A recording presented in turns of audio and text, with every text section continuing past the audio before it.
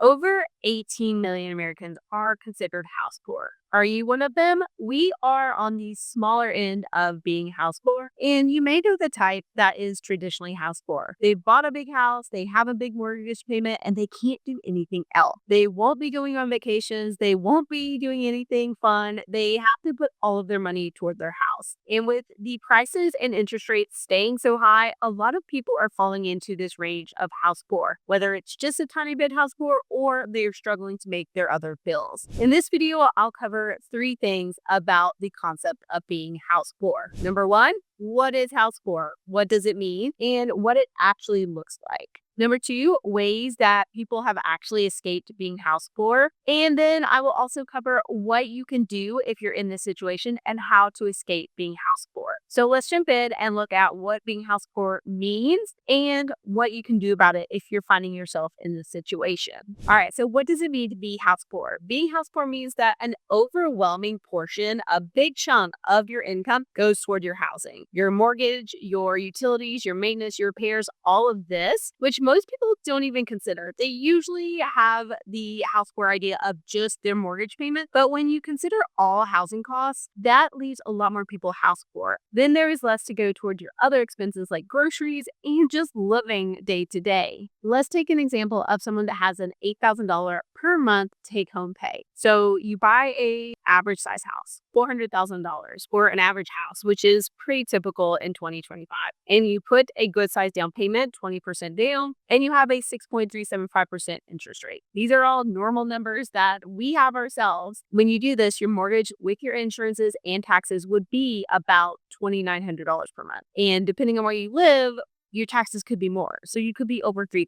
You might be a little less if you're in an area with low taxes. But that's a roughly $3,000 a month payment. And here's the problem. That doesn't include things that are invisible and things that are going to come up. So things like maintenance costs, things like repairs on your house. Adding those costs, that money every single month to account for those, your actual real housing costs jumps up to $3,500, $4,000 per month. That's a lot of money. That is where a lot of people feel house poor, even if they don't technically qualify. You're suddenly going from the 30-ish% of your paycheck to 50% because you're paying for repairs and maintenance and all of those other things. A lot of people don't consider that when they are purchasing a home, and those costs, when you add them all up, all of the home ownership costs can spiral out of control really quickly. A lot of people also don't account for or can't predict things like rising property taxes and insurance costs, which have gone up a ton in the last couple of years. These can quickly go up after buying your home, and suddenly in a year or two, you are struggling to make the payment that seemed affordable when you first bought your house, and now it's suddenly over 50% of your income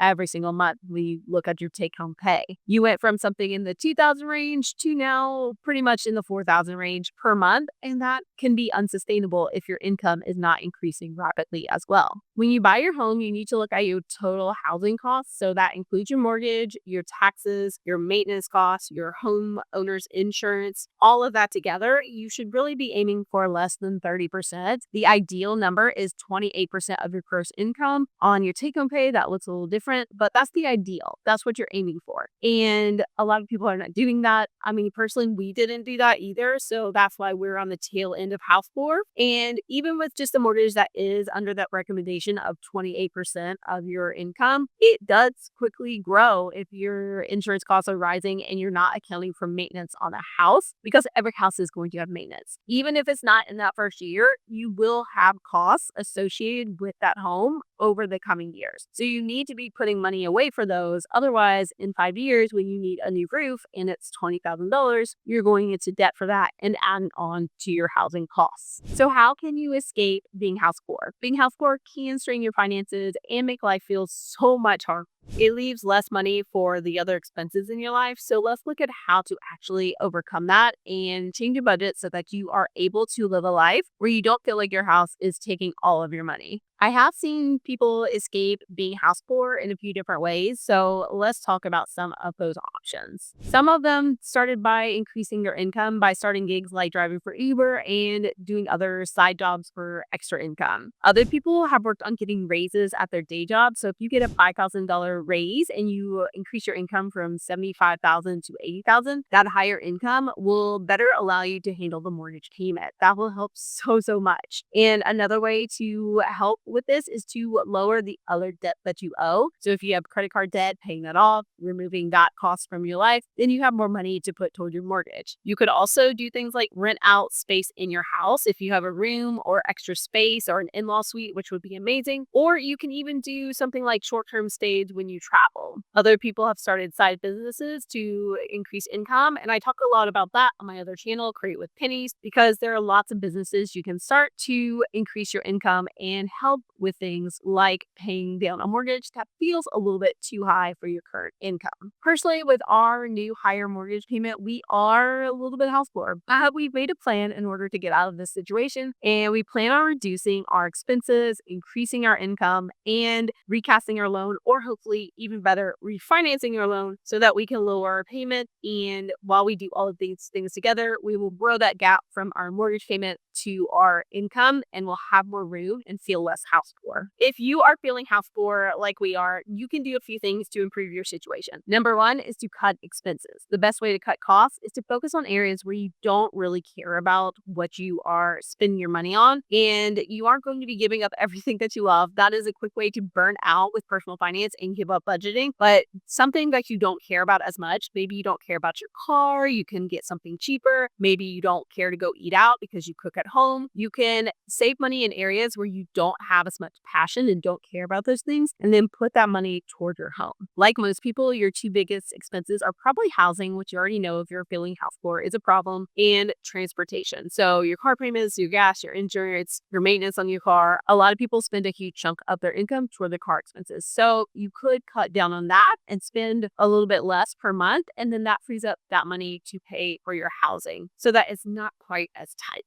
That is generally a big area where you can cut back, or your food spending. If you're spending a lot at the grocery stores, you can try to cut there as well. What if you can't cut any expenses and your house is really expensive and you just can't do it? The other thing you can do is to increase your income. Like I said before with the examples, if you're already working full time, you're putting in the effort, it's a no-brainer to just go ask for a raise with the data to back it up why you deserve one. This can be the quickest way to get something better. And if you can't get it out of your current company, you can start looking for a higher paying job elsewhere. This is the fastest way to generally increase income for most people, or you can consider doing a side hustle or opening a business. You can do things like freelancing. If you have a skill at your day job, you can do that on the side. You could sell digital products. You could get a gig job like driving for Uber or doing Instacart. You can do a lot of different things that can earn you money on the side to increase your overall income for the year, which will help you with how much you're paying toward your house versus your income coming in. For us personally, that is our plan to make our house feel less like a burden. I am planning to increase my income by making more videos and also to increase the amount that my business brings in. So my husband's doing that as well in his 9 to 5, and we are both working on increasing our income. And the final thing that you can do is actually sell your house.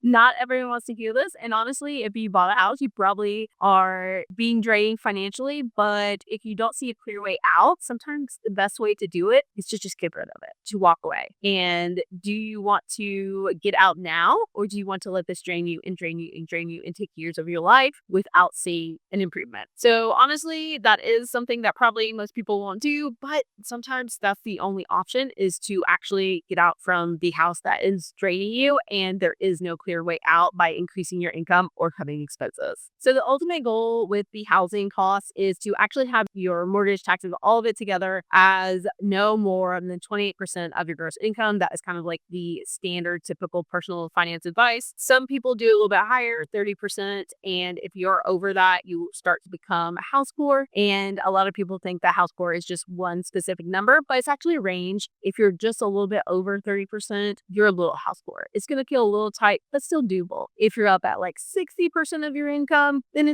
you're obviously house poor. It's going to feel incredibly tight and a bad financial situation. So it's going to be a lot harder than someone that's at like 35% of their income. So there is a range of being house poor, and what you're going to do to fix the situation depends on where you are in that range. Of course, if you haven't bought a house yet, you should definitely run all of the numbers through mortgage affordability calculators to see what you could actually afford. You should also talk to homeowners and kind of look into what repairs cost. You can generally budget a repair cost for a house as 1% of the home's value per year. So when you're thinking about your mortgage payment per month, you need to add that number divided by 12 to get your real housing price and real housing costs to see if you're going to be house poor or not. Honestly, too many people become house poor because they never calculated those numbers and they end up feeling strapped and not really understanding the full cost of home ownership, and then struggling